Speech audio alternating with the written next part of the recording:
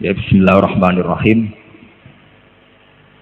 Niki kula niat saking dalem ngaos Qissatul Anbiya utawa Qasasul Anbiya.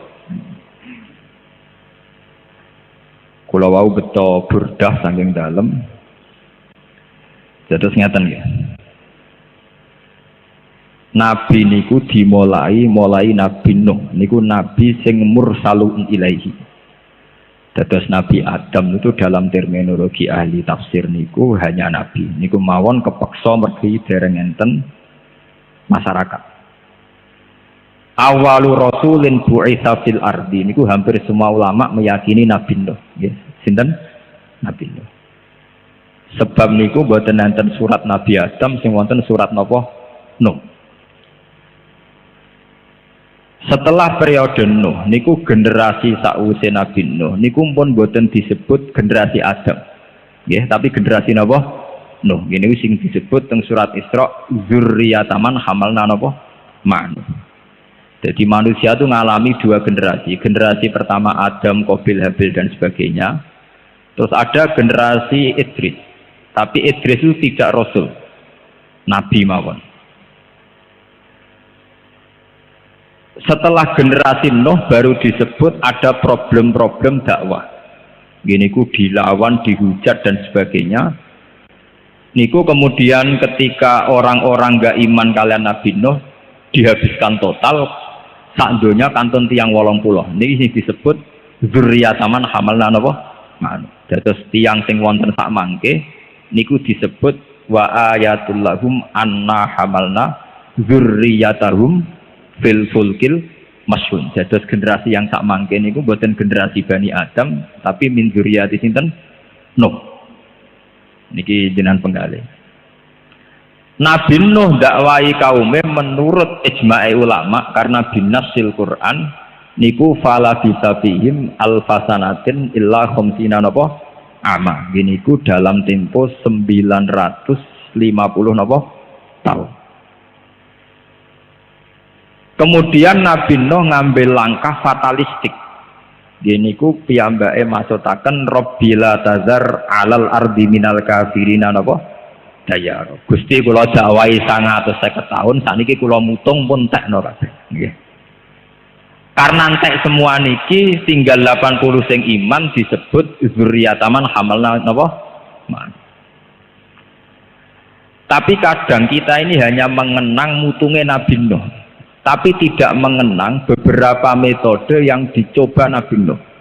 Ini sing disebut teng Quran, inni da'autu qaumi lailau wa nahara falam yazidhum du'ai illa napa firara wa inni kullama da'autuhum litaghfira lahum ja'alu asabi'ahum fi adanihim wastawsaw thiyabahum wa asarru wastakbarus istikbara summa inni da'autuhum jihara summa inni a'lantu lahum wa asrartu lahum napa israr. Beberapa model dakwah niku pun dijajal sedanten kala Nabi Nuh.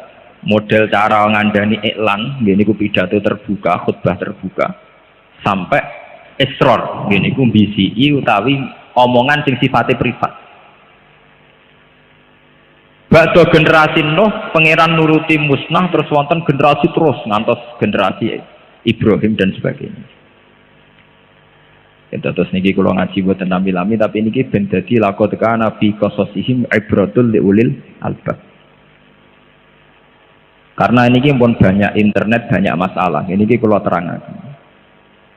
Nabi Ayub niku para pangeran niku go modal kere tok. Nggih niku piyambake melarat diuji pangeran ngantos diusir saking masyarakate. Dari kiai-kiai gudiken nganti dikukur nganggo kuku ra kenek, akhirnya nganggo kreweng ra kenek, nganggo besi nganti sempal napa? Stand. Jadi modal pangeran, parek pangeran nganggo modal napa?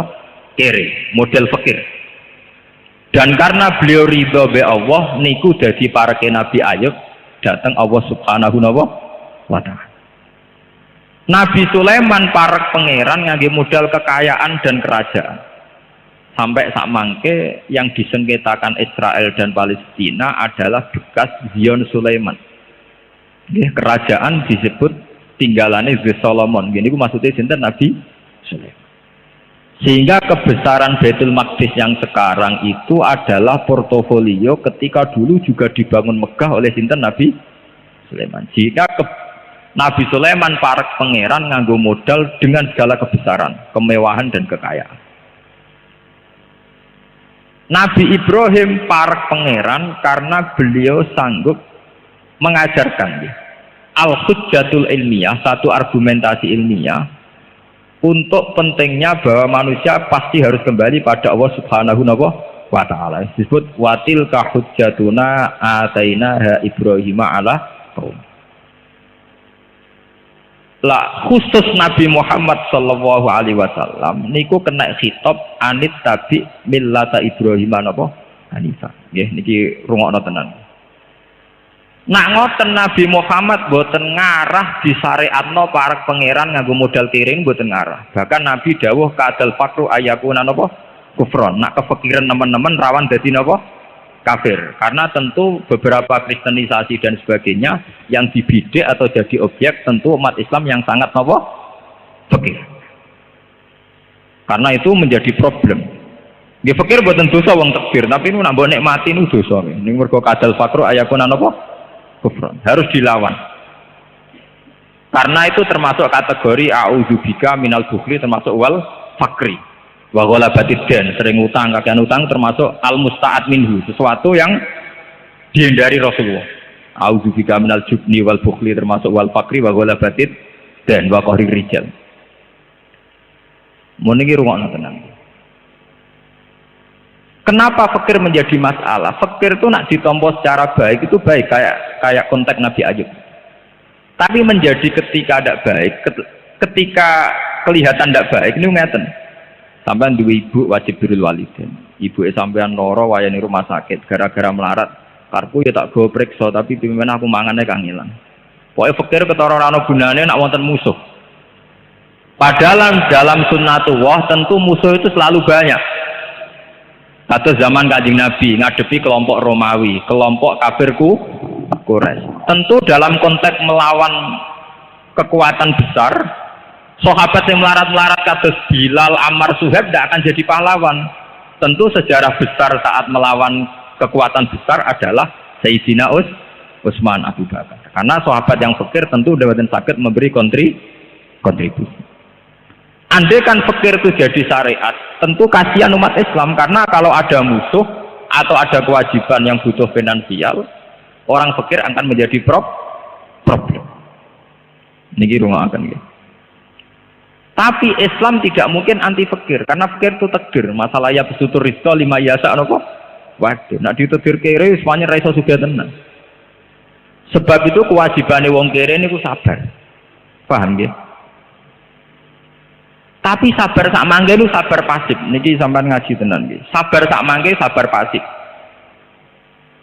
Pira-pira kelar mangan, seralauan lah pokoknya kelar mangan. Itu kecelakaan nggih. Sabar model begini napa? Kecelakaan. Mboten ngarah sampean para pangeran, acarane sabar mau ngeten tok. Kalau zaman Rasulullah Shallallahu alaihi wasallam, fakir itu dilatih, dihilangkan lewat visi-visi besar. Ya, kula gadah data ilmiah masalah niki. Zaman perang Khandaq niku Nabi damel Khandaq. Niku badhe mangan mboten kuat. Setiap kali ngeduk Khandaq, ngeduk parit sing nggo menghadang pasukan Ahzab. Niku Nabi niku kelaparan, sahabat iki kelaparan. Tapi dibalik kelaparan ini dari Nabi wis marat-marat ngene lah sampeyan niku kerajaan Romawi. Niku zaman niku teritorial Palestina, Yerusalem. Niku pun masuk teritorial napa Romawi. Niku Nabi malah sempat guyon somben teritorial Romawi sing Palestina dikuasai wong Islam. Kowe marso ben sing kuwasa. Tapi aku pesen sok mahkota Romawi nggokno Suraka. Akhirnya wong munafik malah mencibir Nabi, la ya mat ke mangane ra kuat kok ambisi ngalahno napa Romawi.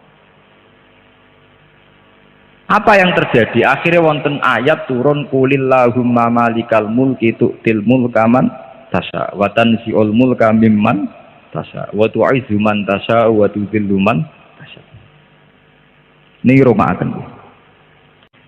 Dan itu terbukti Nabi tesih sugeng niku menangi perang Dzatil Usrah. Niki eling-eling. Nabi tesih sugeng menangi perang napa? Dzatil Usrah. Perang tersulit dalam sejarah Islam. Sampai gambaran Quran fi sa'atil usrati, saat-saat sulit. Sampai digambar Quran meh sebagian atine sahabat niku yazihu qulubu fariqim minhum. Sampai sebagian sahabat mawon imane meh oleng. Mergo diharuskan perang Tabuk yang harus melalui perjalanan panjang menuju kawasan Palestina. Ini kurian namanya Syams dan Tengah, Palestina, Lebanon, Syria. Riku rian istilah bahasa kitab napa? Syam ning nglebokno Lebanon, Syria, budi Palestina. Niku mun dikuasai Romawi. Nah niki rungokaken tenan. Orang-orang kaya kados Sayyidina Utsman nyumbang ngantos 50 unta. Ngantos 1000 jaran, pokoknya niku pun miliaran. Abu Bakar disumbangkan semua hartanya. Umar 4.000 dinar. Lah yang menjadi pelajaran teng mriki niki pun kula bolan baleni ngaji teng Yogyakarta, teng Bojonegoro, teng pundi-pundi. Tiang-tiang sahabat sing melarat, sing namung gadah segenggam kurma, sing duwe wedhus kuru, sing duwe beras mung 2 kilo, niku melok perang. Bahkan wonten sahabat itu sing duwene mung kurma sitok. Niku dimut wong loro gentenan, sing penting melok derekno napa? Derekno napa? Yang menjadi pelajaran di sini adalah orang-orang miskin yang dengan visi besar, wau mun kula kritik, ora kere pasif tapi kere aktif. Niku mboten nate terbersit gawe rumus wong unta akeh jaran akeh sumbangane Utsman mbok yo disembelih nggo mayoran. Ben warek kah? Niku mboten. Mereka sepakat aset-aset yang disumbangkan karena perang niku nggih kangge alat perang. Misalnya alat perang riyen nggih panah, nggih jaran, nggih macam-macam tiga alat perang. Soal kemiskinan masing-masing ditanggung masing-masing. Sehingga dana besar perang ora entek nggo konsumsi ngurusi pikir-pikir niki. Mergo pikir-pikir niki menyelesaikan masalahnya sendiri. Ku eling-eling kan. Lho kula ben ate melarat, kula mboten niat ngritik wong melarat niki ben do tobat. Wis melarat ora wali nu rugi nggih kula kandhani sampeyan iki. Mergo wis melarat kok mboten napa? Wali. Aja sampai sampean wis melarat mlebu kadal fakru ayakuna napa? Kufur. Niki rungokno tenan. Akhirnya kata sahabat sing ketika menuju Tabuk niku kurma setunggal dimutho. Pokoknya cukup go energi. Sampeyan kula critani secara teori medis, teori gizi. Kenapa ada puasa? Puasa adalah mengembalikan fitrah orisinal manusia. Nggih, mengembalikan fitrah orisinal napa? Manusia. Manusia dengan sistem organ saraf yang miliaran itu sebetulnya bisa pulih tenaganya hanya dengan seteguk air. Nek mati tasbih, nek mati iman lagi saged diwestani umat Kanjeng Nabi Muhammad sallallahu alaihi wasallam. Al-Fatihah.